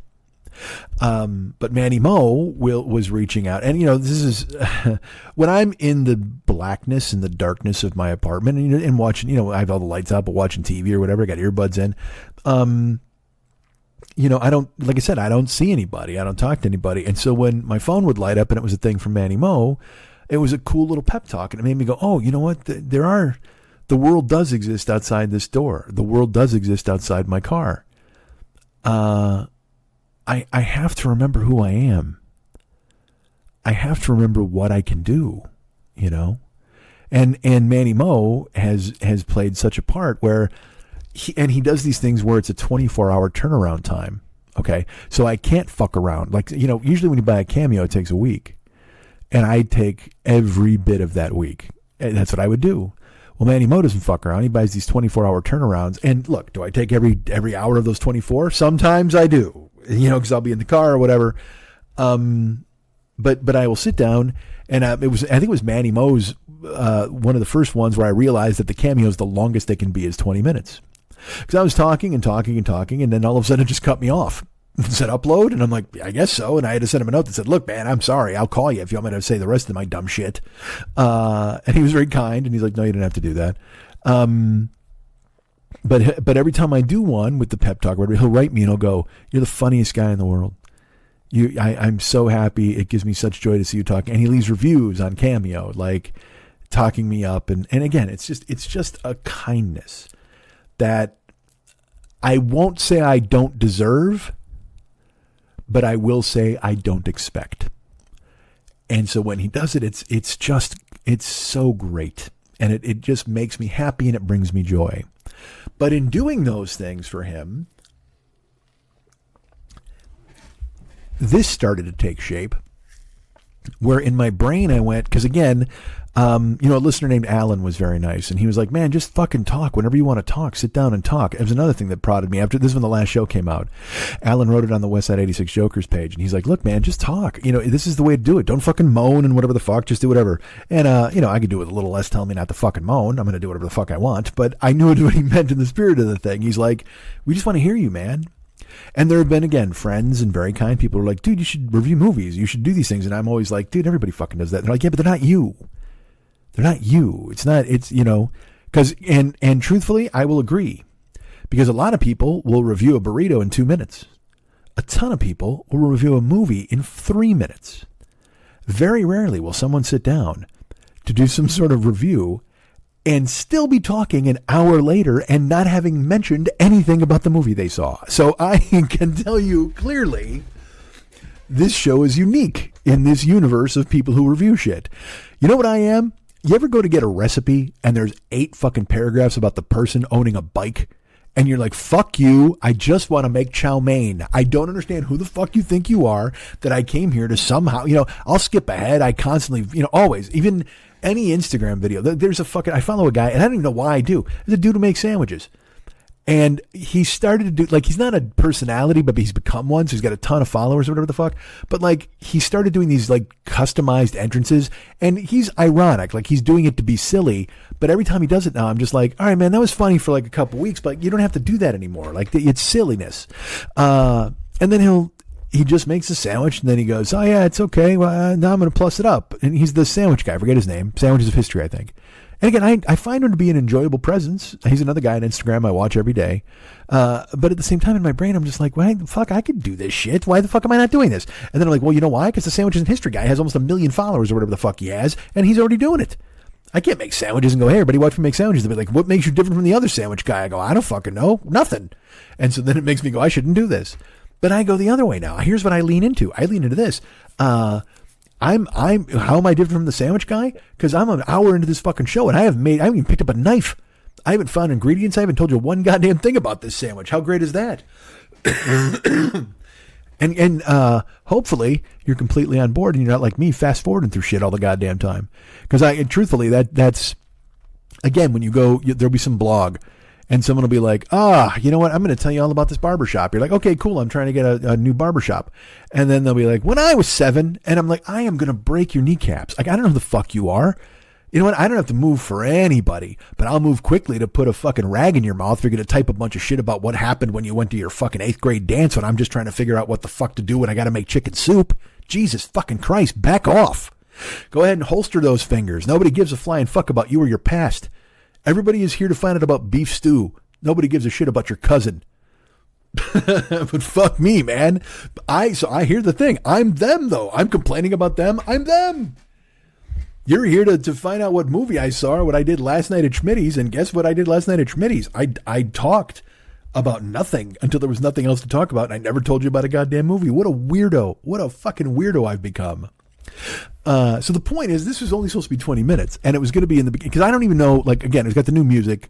There's going to be new closing music, too. So just because I want it to be, I'm like, that'll be different. And also, by the way, don't think that picking out the music wasn't the most important thing in my life for a while, where I'm just like, all right. And also, don't think that picking out the music wasn't a main obstacle to doing this and getting it underway. Because in my brain, I've got to find, I got to find something perfect. And spending days just listening to songs and clips and artists and going, well, what about this one? Well, I love this. Maybe I'll put this in here. Oh my God, what's it going to be? Fucking dummy. Because again, I will happily, I am the human manifestation of, look, a butterfly. That's who I am. And you know this. Why am I explaining shit to you guys? Unless Chloe and Des, I don't fucking know. Super nice guy. I feel so stupid that I don't remember his name. Unless you're new, and there's very rarely anybody new here. Although, you know what? I may have snared somebody in with the new title. People are like, I can't listen to that 40-year-old boy. But then they're like, last night at Schmitty's, hold on a second, let's fucking see what this is about. And last night at Schmitty's, I didn't get to the point. That's pretty much the name of the show. Yeah, so the idea of this, and it'll be every day. Now look, it's supposed to be, so the whole point was, I did, so Manny Mo would hire me to do those things, and they were 20 minutes. And I would do them, and I would send them off. And then, afterwards, I felt great, because I do love doing this. I've told you many times, there's an old man who lives in my head, and it's like, when I wake up, he's like, don't go to the gym, stay in bed, it's fucking warm, it's awesome. And then I'll get up, and he's like, you dick, what are you doing, man? Just stay here, don't fucking go to the gym. I go, man, I gotta go to the gym, man. And I'll get up, and I'll put some socks on. He's like, these are stupid socks, why are you gonna wear? Yeah, there's a guy, and he just tells me everything is dumb and don't do it. But then when I get to the gym, I fucking love it. I bust my ass. I talk to Mariano. We talk fucking sports. I get to feel strong and manly. And I lift a ton of fucking iron. And I feel great. And I sweat like a motherfucker. And then I leave. And I'm like, yeah, that was good. I'm glad I did that. I'm fucking happy I did it. And that dude exists here too, in this realm, where I'm like, I should do a show about sandwiches. Nobody wants to hear your bullshit about sandwiches. Everybody talks about fucking sandwiches. There's one guy who makes sandwiches with 1 million people. And I'm like, I don't know. Whatever. I can't argue. And I've said this many times before. There was an article when I was a little kid, fucking 20. There was an interview with fucking Ozzy Osbourne. And he kept talking about him. And they were like, what the fuck? Well, like, who's that? And he's like, the guy in my head. And everybody thought it was like, Ozzy, he's ridiculous. Haha, he's a lunatic, whatever. He's just crazy. But when I read it, I knew what he meant. And this is, again, 30 years ago, I knew what he meant. And it's just gotten worse. The him that's inside of me who tells me I shouldn't do shit, or I can't do shit, or I'm not good enough, or I'm not, nobody cares, or what the fuck, or why are you going to do this when everybody else is doing it? I did Lenny's video podcast a while ago, and and I related this story to him because Mike Siegel listens to this show, which is astonishing to me. I mean, he knows me. I have no idea why the fuck he's listening to the show. But then when I'll say that to him, he's like, because you're funny or whatever the fuck. And I'm like, all right, great. Although now he's going to come to me and go, I never said you were funny, which is completely true probably. But he will write me, when it's been too long or anything. And he'll be like, hey man, you got a show coming down the pike. And he's very kind about it. He doesn't go, hey man, what the fuck? He's super cool. And I'll say, yeah, I know, I got to figure this out, blah, blah, blah. And, a month ago, maybe month and a half, he sent me a clip on Instagram, and it was some dude eating lunch in his car, reviewing a lunch spot. And it was, for me, I was like, this is the dumbest thing. Like, he was just, I didn't care for it. It was not for me. Because he spoke in a weird voice, and then he was like, it's just dumb, then he ate, whatever. It was just bad. It wasn't for me. So I go to the guy's page. I think he's got 5 million followers. And I think I gasped. I haven't gasped in 40 years. And I think I was like, like I literally, and you know me, I'm a fan of the audible gasp. And sure enough, man, I gasped. And then I wrote Mike, and I just went, Jesus Christ, 5 million followers. Everything is fucking over. And he wrote something back, and then I wrote to him, and I go, people have suggested that I do this. Like, I said, I've often thought, I don't think I said people suggested. I said, I've often thought that I should do like food reviews or movie reviews. I go, but it's such low hanging fruit. And then you see this guy who's awful, but he's got 5 million followers, and you think, well, I got to rethink this. Why the fuck am I not doing it? And he writes back, and he goes, you know what? He goes, I got to quote Boogie Nights. You're holding on too tight, Jack. Doesn't have to be perfect. And I was like, fuck me. I mean, it made so much sense. And I don't mean to be, and look, did it spur me into action? It did not. Clearly it did not. And that's fine. But yeah, I have to remember the exact quote where he was like, it doesn't have to look good, I think is what it was. You're hanging on too tight, Jack. Doesn't have to look good. And when he was talking about going to video, and then also the people with like fucking terrible sores, who were having sex, and I got that. Like it when Mike said that, I was like, holy shit, because again, I might look at something and go, this is stupid. I don't get this. This is fucking dumb. You're recording on a phone, and you're eating a salad, and fuck. And how do you get 80,000 people to watch this shit? And it's because everybody's looking for a distraction. Everybody's looking for a way to pull themselves out of whatever fucking death spiral morass we're all living as a unified consciousness these days. You know what I mean? And maybe sometimes people just want to kill some time in the fucking grocery store line. So they want to watch a guy eat a sandwich in his car and laugh at how stupid he is. And I don't have to make I don't have to make an Oscar-winning short about eating a club sandwich. And in my brain, I do. I'm like, no, I can't fucking cave in. It's got to be quality. It's got to be good. It's got to be something people care about. And I, that's wrong. I mean, it does. I want it to be good because I've said this before. I want to be great. Like I really do want to be great, but I also don't make any efforts toward being great. I don't work hard. I mean, I'm working, but it comes easy to me. So I'm not exactly like, grinding. I grind driving, I'll drive 12 hours a fucking day because, it's easy money or not. Well, it's not even easy. It's just money I fucking need. Like, it just has to be done. It's not like this thing where I'm like, I enjoy this, but I do enjoy it because you just turn your fucking brain off and you listen to music. Cause I've tried to get jobs at like Trader Joe's. I've applied for, probably like 35 different jobs at grocery stores and whatever. And in my brain, I'm thinking to myself, you know what? Fuck this. I can sit in my car and make money and it costs me gas and, I got to be careful about who I pick up. But who fucking cares? It's better than getting yelled at by a boss, right? Now, I also have another side gig that I haven't gotten into, and guess what? I'm not going to get into it now. Because it's a longer story, and holy shit, this thing has already gone fucking galloping into the distance, so I can't do it now, but I will bring it to you soon. Just the story of getting the gig and everything else and my experience in doing it so far, and also my experience in not doing it anymore, but we'll see what happens. Anyway, I'll tell you about that later. But like, so I doing the cameos for Manny Mo, they're 20 minutes and they would finish and I would be like, you know what, man, I liked that. That was good. I felt like I was doing the thing I'm supposed to do. I was being funny and, engaging and doing what my job is. That should be my job. I should just be charming and engaging and try to be funny or interesting. That's it. Now, I mean, I can fill the air. Like I said, look at this.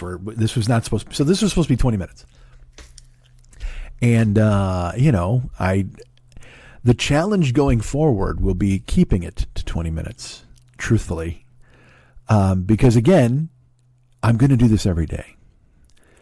And and I will, it'll be, it could be talking about some old movie I watched, something I love, something that means something to me.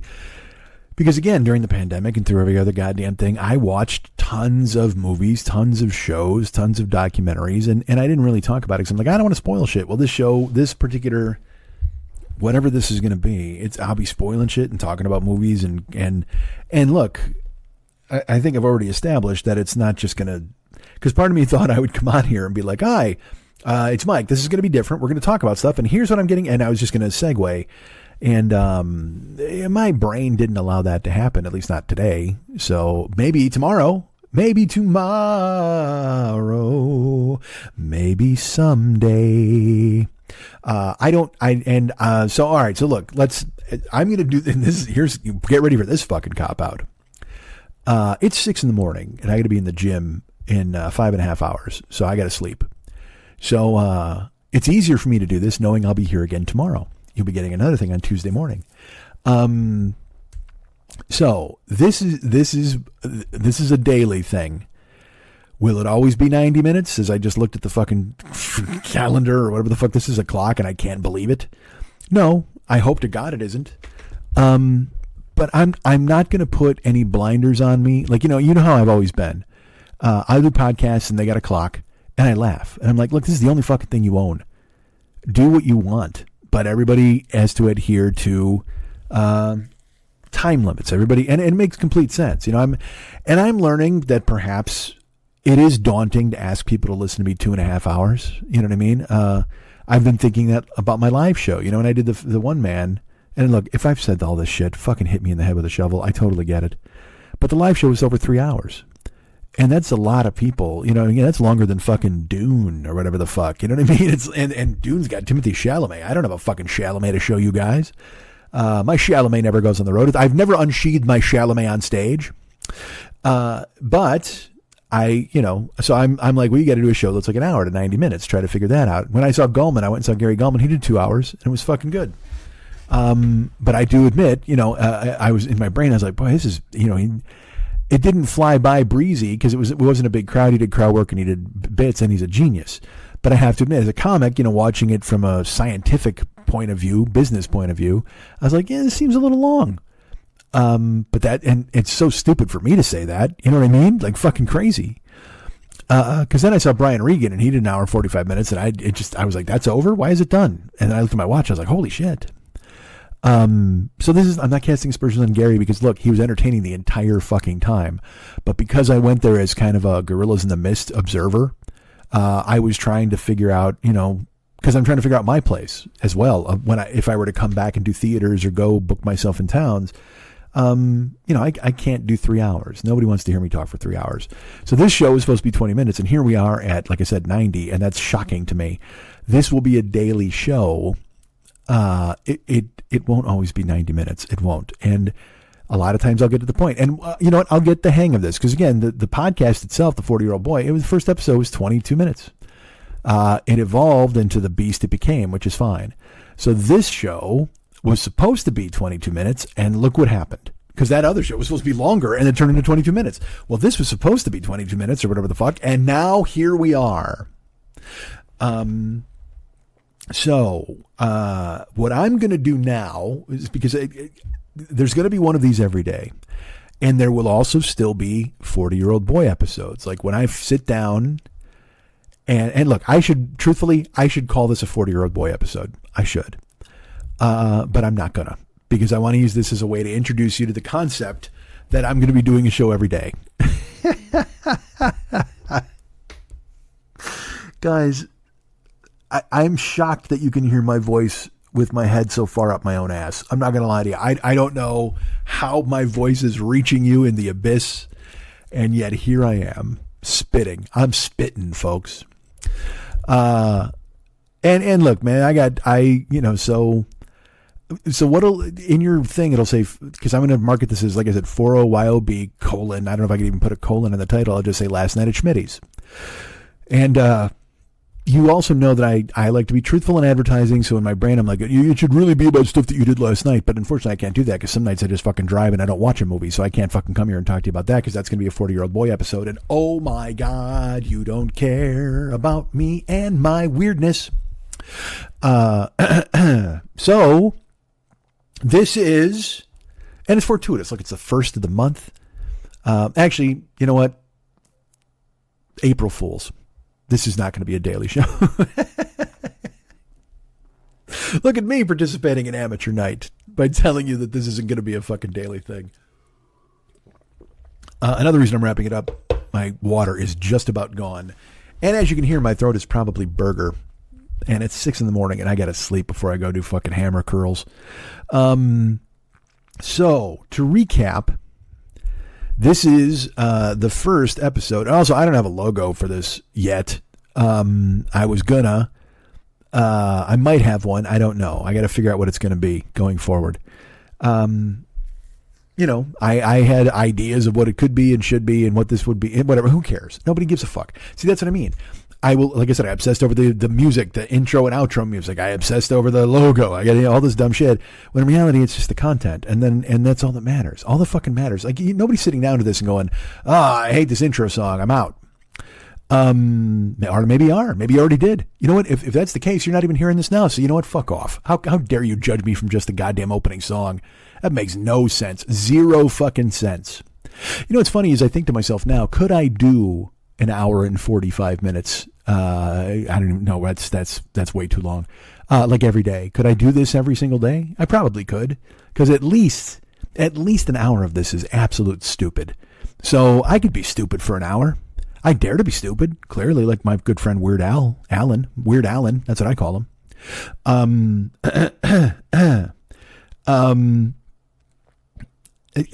look, I'm not throwing down some fucking gauntlet where I'm like, every day I'm going to do an hour and 45 minutes and never get to the movie. What if that's the gimmick of the show? Every day, this guy comes in here with a movie he wants to talk about, and then he never gets to it. Because he's busy talking about the internet celebrities that he doesn't understand, that he won't stop watching. What the fuck's wrong with this guy, man? I don't know. I cannot speak to what's wrong with this guy. And that's saying something, because I'm this guy. You would think I would have a fucking handle on what's wrong with this guy, because clearly, if anyone has any insight into this guy, it's got to be me, this guy. All right. So anyway, here's the cheat. This is what I was going to say. I'm not going to talk about a movie.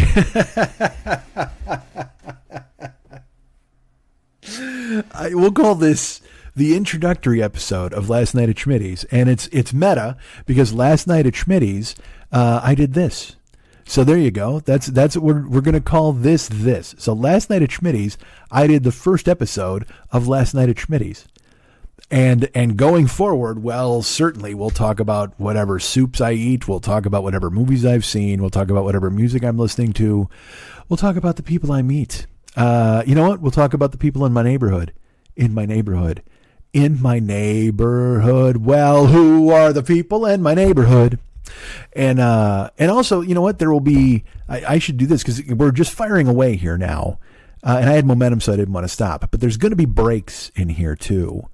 So there's going to be more commercials in the middle of these, beginning and end, whatever the fuck, because I'm still being, still with the Art 19 guys and the guys over at Misfit Toys. Now they don't know this exists. Clearly, they have no idea. And I had never mind. I can't get into this. That's not something I can talk about on the air. Because you know why? Because it didn't happen last night at Schmitty's. So I don't even know what I'm going to call it, because usually I try to think of a phrase from the show, but I'm trying to get it to be as different as possible from what this could be. I don't know. And I don't know. It's so silly to tell you I don't know what this is. It's just me talking into a microphone. Is that enough? I don't know. For some of you, yes. For some of you, clearly no. But it's me trying to do the best that I possibly can to be as entertaining as I possibly can, talking about whatever the fuck comes into my head. And now you're like, well, that's the 40-year-old boy. Yes. So we will be more specific on this particular show, and I will talk about movies. And you know what? Let's do this as a teaser. Here's what I was going to talk about today, but I will now talk about it tomorrow. Okay? So on this, the pilot episode, if you will, the kickoff episode of Last Night at Schmitty's, we covered me doing the first show of Last Night at Schmitty's, and how it's not going to be this long going forward. It's just going to be like a whatever. It's just going to be me talking until I'm done. And you're like, well, that's the 40-year-old boy. Shut the fuck up and quit pointing out my dumbness. I don't need you to point out how stupid I am. Please keep it to yourselves. I'm not stupid. I'm not dumb. I know. Thank you. You're very kind. So the first episode dealt with it's an introduction. You know, I'm telling you, hey, here's what's coming. It's going to be coming every day. Also, I don't know if it's going to come Saturdays and Sundays. Monday through Friday enough? We'll take some votes. You guys vote on the Joker's page. Tell me if that's enough there, you know, because I don't know if you're going to listen to me on Saturday and fucking Sunday. Who the fuck knows? Yeah, look, I don't even know if you're going to listen to me during the fucking week. You know what? I'm never doing this again. In fact, I'm scrapping this. I'm not even posting it. I'm keeping this and just listening to myself and crying. No, the point is, this is the first episode, me talking about, this is it. But going forward, here's what I'm going to talk about tomorrow. And I'm going to spoil. I will tell you this. When I talk about things, there will be spoilers afoot. I will go spoil things. I will talk about in depth what I did and how I felt and what I watched. And tomorrow, guys, what are we going to tackle? Well, we are going to tackle Ghostbusters Frozen Empire. Yeah, I went to the theater and I saw it, and I have opinions. I have opinions about the movie and various other things that happened on that day. And when will you hear about it? Tomorrow, which is Tuesday. So Tuesday morning, brace yourselves for episode 2 of Last Night at Schmitty's, and we'll talk about Ghostbusters Frozen Empire. If you've made it this far, thank you. I didn't anticipate that you would be here. And also the gimmicks of where I used to fade my voice out and then the closing song. I don't know. And if you let's put it this way. Oh, you know what? I should say this too. Because I had another idea. Another idea I had for a show was, what was it? Hey, Schmitty, watch this. That was a show. And what that was you guys would tell me what to watch. You would tell me a show you liked, or you would tell me a movie you liked, and I would have to watch it. You would send me emails or whatever. You would post it on the Joker's page and go, hey, Schmitty, watch this. But that was going to be the gimmick too. You had to go, hey, Schmitty, watch this, hyphen, and then whatever the title was. And you have to tell me you liked it. You don't tell me you hated it. You just said, I got to watch it. And the rules of it were I had to watch it no matter what it was. And I kind of hate that because, as we know, there's a lot of things I hate, things I don't enjoy. One of them is bad movies and content, and the second one is being told what to do. And it seemed to me that Hey Schmitty, watch this combined the two of them into some unholy media fist that was going to go right into my old fucking keister. But we can, because then it also seemed, I'll be honest with you, the pipe dream of doing Last Night at Schmitty's, Hey Schmitty, watch this, and the 40-Year-Old Boy podcast. Well, all that just seemed dumb, especially now because who am I? I'm an Uber driver who happens to have a microphone. You know what I mean? So I can't pretend that everybody's clamoring for me to do 3 fucking shows. So the idea for Hey Schmitty, watch this exists, and it's in the ether. And perhaps it will be something I will consider doing maybe in May. But right now, it seems silly to overpromise and underdeliver. And if I'm telling you that there's going to be a show every single day, and also I'm going to work around it and do some 40-Year-Old Boy episodes too, it seems like putting myself underwater by coming up with a third show I'm going to do, as appealing as it is to me to go ahead and find the theme music for whatever that third show would be, as appealing as it is me to shut my entire world down to try to figure out what the fucking closing music sting would be, I don't think it makes any sense. It does, because again, look at my track record. I didn't do a show for 3 months. I did a podcast, and now it's been 5 weeks. And you're all very kind and patient. And if you listen to any of this, that's fucking cool. And you can talk about it on the Joker's page if you would, and all that. But so this was more of a 40-Year-Old Boy episode, clearly, but I'm not going to call it that, man. It's a cop-out. It's a fucking cop-out. I'm going to call this the first episode of Last Night at Schmitty's. And tomorrow on Last Night at Schmitty's, Ghostbusters Frozen Empire, which is a 2024 comedy. Put quotation marks around one of those words.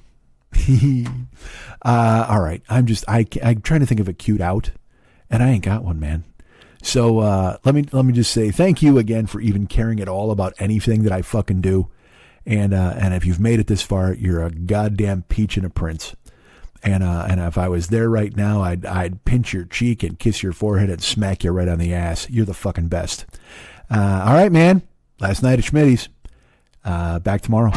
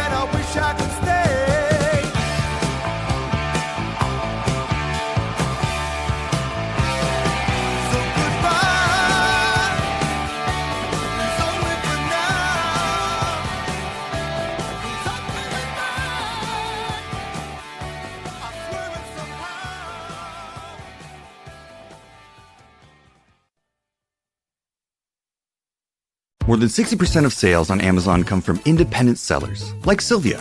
She started You Simply Seasoned to help people spice up their meals. Not to deal with shipping. So she turned to Amazon to take logistics off her plate and share her global flavors, well, globally.